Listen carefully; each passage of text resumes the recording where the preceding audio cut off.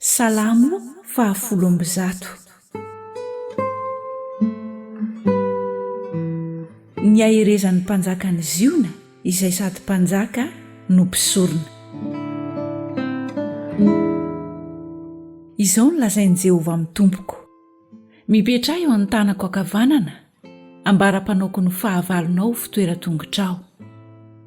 Nitehin'ny herinao avoakan'i Jehovah avy ao Ziona, manapa eo amin'ny fahavalonao ianao. Ny olonao dia mazoto manolo tena amin'ny andro hanafianao, amin'ny fiangona masina, tahaka ny andro ateraky ny maraina ho anao ny zatovinao.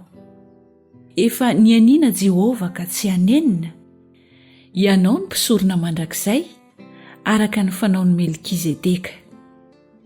Ny tompo eo ankavananao dia andripaka ny mpanjaka maro amin'ny andron'ny fahatezerany. Hitsarany amin'ny jentilisa izy ka hampiapatrapatra faty any. Andripaka loha olona any amin'ny tany malalaka izy, hisotro amin'ny ony any an-dalana izy, ka izany no hitrahany lohany.